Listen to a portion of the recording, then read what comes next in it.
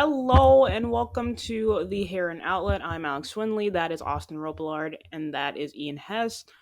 Right now, we're a day away from probably the most important vote in Inter Miami history regarding Miami Freedom Park and Mel Reese. This morning, both Ian and Austin they had the opportunity to speak with both Darren Powell and Phil Neville about it, and both coaches they appear very confident. So right now we're just going to sort of have a final video breaking down the vote and how it's going to go and whether or not it'll pass or not. Like I said, it's one of the biggest. It's a big deal. It's a big deal for Inter Miami. So Austin, I'll start with you. I know you're the Broward guy, but how confident, after hearing Phil Neville and Darren Powell speak about this, how confident are you about getting passed, and if it doesn't pass, what do you see the club doing after this? Look, the way Phil and Darren described it, just seemed like they were confident, as you said. They were confident. They seemed that there was an understanding they would get the votes, or the one, I guess, final vote that they need. The reason why it's been delayed so much, and we don't have to get too much into the politics of it, but they understand that it's an important deal, and they said that the mood around the training ground is that they're like you said, confident that they can get this done. Now, if it doesn't, by surprise, I guess at this point, then I'm not exactly sure what the next step is. I mean, I know that there were other locations talked about in the past and things like that, but that would just be a whole separate video in terms of what to do afterwards. But it seems like I think Darren Powell even used the word "there's smiles around the training ground." There's a lot of things to look at in that aspect and what the club thinks and how confident they are. And it's not like we're talking to Jorge Mas or David Beckham, but we're talking to two guys who are leaders of this franchise. So I mean, for anybody who's in favor of this deal happening, it seems like the club is pretty confident from that standpoint. Alex, Nice. before Oh yeah, yeah. Alex, but before we continue, let's hear from Phil Neville and Darren Powell. Big day tomorrow, yeah. I think everyone's excited. I think you see the plans, for the stadium, you see the way that the club's growing. We hope that we get that final vote to build what will be one of the best stadiums in the MLS, and we're all excited for it. Thank you. Thank you. I mean, I can't talk to to exactly the details of that, but I think bottom line, there's a lot of optimism in the building this week. You see more smiles. I think when the teams win at the weekend. So for example, obviously both teams winning this weekend, first and second team, and then even the U17s on the verge of clinching a playoff spot in the academy division and the U15. So a lot of optimism around the building, and I think tomorrow's a big day, and I think everyone's very optimistic and just looking forward to having a good decision. So what I think that you hear there is the confidence that Austin is talking about. That they feel like, let's be honest, it's going to come down to Ken Russell. He is the deciding vote. They need 4 out of 5. They pretty much have 3. They need Ken Russell. He's the 4th. That's the basics of the politics in all of this. Um, I know that you and I disagree on the project. I don't disagree with the soccer stadium in Miami. And let's remember too, to Austin's point, that they still own the Overton property. They still have that Yeah. land. So if this fails, it's not like a soccer stadium in Miami is done. And I think a soccer stadium in Miami should happen. My problem is with the hotel. My problem is with the office park. My problem is with the shopping mall, all of those things that are around it. That it's more than just a soccer stadium. If it was just a soccer stadium, I wouldn't. I would be on your side, even with the Yeah. no bid like thing that we talked about last time, because the voters voted on that. However many voted on it, that like you guys get to do whatever you want. If you decided that, then you decided that. Whether or not I think that's a good deal is irrelevant. And I think that Jorge Mas did a good job of negotiating a good deal. I think that David Beckham wants soccer to succeed in South Florida. I just don't like everything around the stadium, because I remember when Marlins Park was, we were told that there would be shopping centers, we would be told that there would be restaurants, that there would be parking, that Little Havana would be built up, and it never happened, and we lost an icon in the Orange Bowl for it. I'm not a huge golf fan, but like no reason it is a golf course, right? Like to whatever. I just don't like all of everything around it. That's where my contention is. Yeah, it's fair, and I will say, I don't know. I think with developments like this, I think there would be more ire if they were just building a soccer stadium. So you see a lot of these other MLS clubs. They just build a soccer stadium. They don't really develop the area around it, and that's something that Air Miami is supposed to do with the Drive Pink site. I did read that they're supposed to develop a park over there.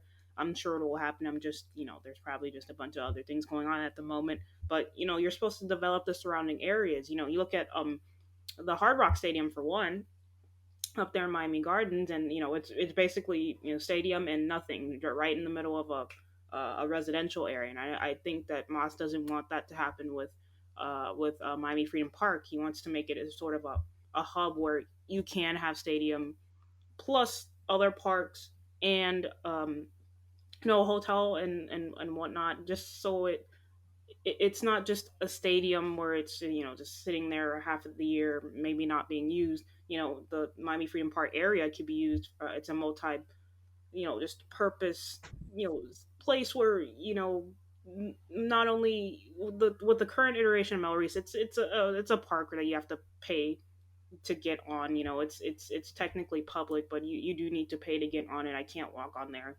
without paying a fee. So I think You that's keep pointing where a that lot of out, the but you have to do yeah. that. You have to do that to park on the street in Miami. So like Yeah, I but don't that's really. different than parking versus going to play pick up soccer in a park. It's different.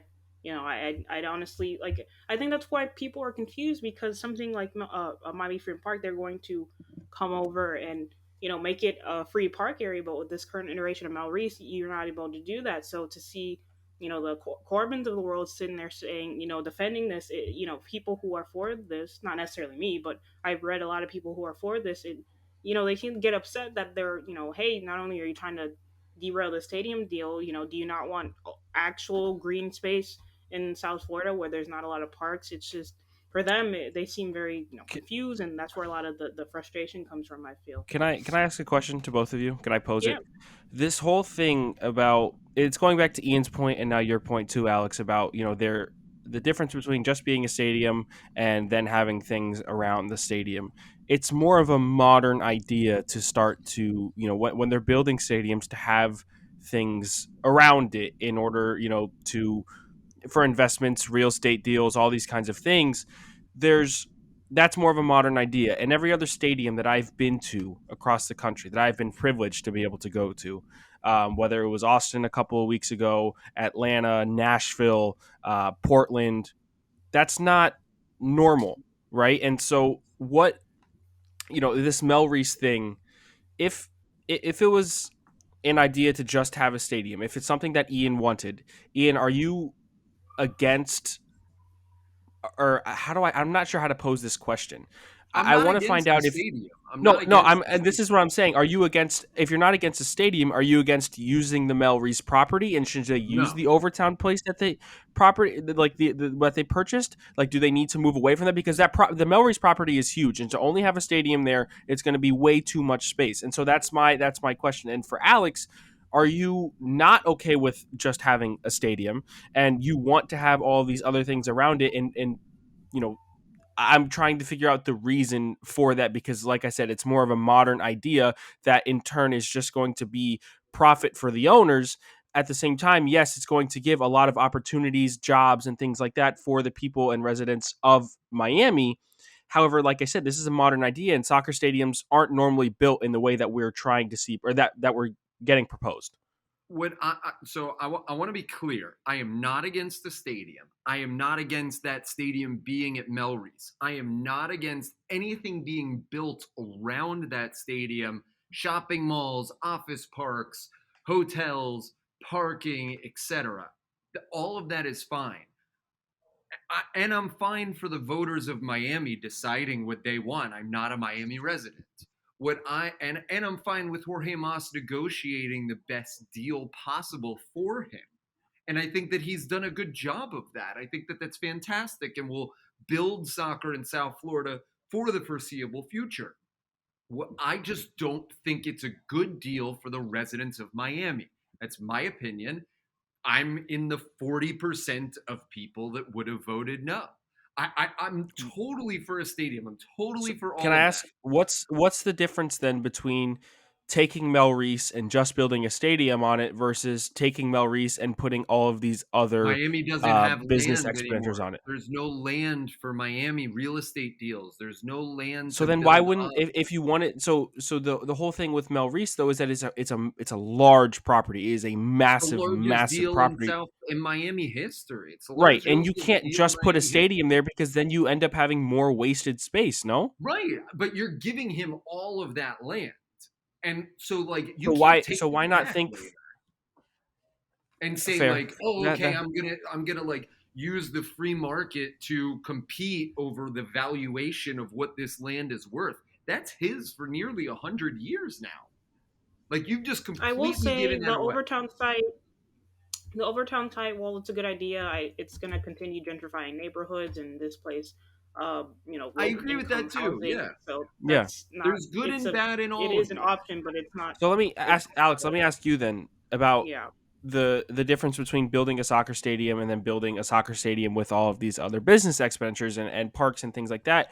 Are you more for the idea to have all of these things around it as a resident of Miami for more opportunities to be opened up, or do you just I mean, would you settle with a soccer stadium in Miami in a location that maybe not over town, so we don't have to go through this other thing, but is it I just feel like if they were to only build a soccer stadium in Mel Reese, it would be tough because you're just going to see that wasted space. And granted, it's Jorge Masas. He's going to buy it. If he's going to buy, he's going to buy it. But I want to ask you, Alex, is a soccer stadium the priority, or is a soccer stadium with everything else that's going to build opportunities for other Miami residents the true goal?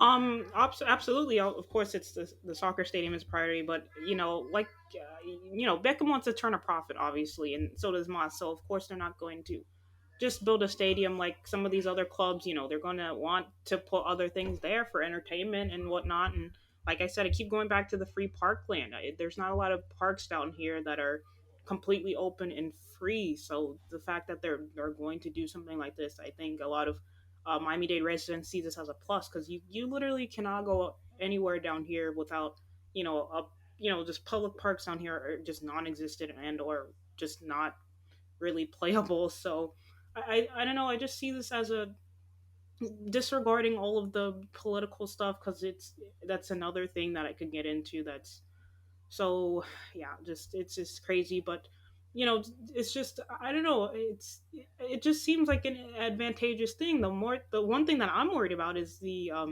how close it is to the airport, and Miami loves to you know, what do you call the fireworks after games and the lights? That's what more my concern regarding the air traffic control and whatnot. And that's my biggest concern out of everything. But as far as everything else goes, I genuinely I don't see an issue. I don't know. It's just it's less about the stadium, more about honestly, I'm more excited about having another open park in Miami Dade. Really, I Right? mean the Yeah. stadium is there, but Has that not pushed back the process though? yeah, and it has. I've been reading my articles from the Miami Herald, from commissioners saying, well, the terms need to be redone, and the terms haven't changed for the last 5 months. I don't know what they've been doing, Oh, of but course they besides that, have, it's come Alex. too low to them. Yeah, when Francis Suarez came out in Not from the February, when Francis Suarez came out in well, of course, February, then, but that was 5 months ago. Yeah, from the oh, Herald, that from February, 5 months, not like last year. Of course, they've changed, but from what they've set back then to now, nothing has really changed as far as the lease goes. From what I read from the Miami Herald, we can link it under the video when we're done. But I don't know. It's just I feel like a lot of feet dragging was done with this or from the commissioners, and I know the Inter Miami want to get this done as quickly as possible, and there's a lot of pushback, but honestly I just want the vote to get over with at this point because there's just been a lot of drag and the vote getting pushed back and And It's just Alex, I it's a drag. completely appreciate that. I completely understand the fatigue that has happened with all of this, time and time again. The four sites, the port, the American Airlines Arena one, like I completely Yeah. understand all of that. And I'm with you on that. I really feel like Miami deserves a stadium. And in hearing you talk in Austin, I wanted to throw this to you is I was thinking about Sporting Kansas City and what they have with that Overland Park campus, where they have all of that retail around Sporting Kansas City Stadium and everything. It's like a whole environment, just like you're describing. I'm totally for that. My problem is that is private dealers that are leasing land. It is not one guy leasing the land and having total say over who rents to him, not to the city of Miami, but to him. That's my only point of contention. And that's nothing against Jorge Mas because he is negotiating a perfectly good capitalist deal. But I just don't feel comfortable with just giving it to one proprietor and deciding it forever, like for the rest of our lives. That's Yeah, where my point of contention is. and Yeah, I that's think fair. That's that's a fair. very very fair point, Ian. And it's a conversation that needs to be had. Obviously, I know there's back and forth chirping from both sides, and ultimately we will know the final vote tomorrow. I don't know what time it is. I think it's at around 2 o'clock tomorrow. So yeah, we'll officially know whether this deal will go through or it gets pushed back or whatnot. Like we said earlier in the video, that Phil Neville and Darren Powell both seemed very confident. Jorge Mas seemed very confident when he was talking with ESPN before the Atlanta game. And here at the Heron outlet, this is probably the only Inter Miami outlet that can discuss crazy things like this, and it still be relatively entertaining. So for I'm Alex Winley. That is Ian Hess. That is Austin I have Robillard. something. For I have something I want to show you guys. one last thing. This is me being a Broward guy, and I've got Drive Pink Stadium on a little poster right here that I'm getting ready to put up in my room. This is how Oh, that's much I actually pretty love. cool. This is how much I love Drive Pink and driving 10 minutes to Well, go we'll to go still have see Inter Drive Pink. Miami. We'll just have it with Inter That's too, true, and right? hopefully Inter Miami Yeah, CF2 play there. That would be cool. I'd be okay with that. But I yeah. I I, I think do love Drive Pink Stadium, just as with you can that, see. they're probably gonna downsize it. The two opposite stands where the supporters go, they're probably gonna take those down and just have the two west and east sides. So yeah, that's actually really cool. But yeah, you ruined my outro there. But I'm no, I'm sorry. I'm just sorry. kidding. I'm just kidding. But yeah, for this is the Heron Outlet. You can subscribe on YouTube, follow us on Twitter at the Heron Outlet, rate our podcast on Spotify and Apple Podcasts, and we will see you next time.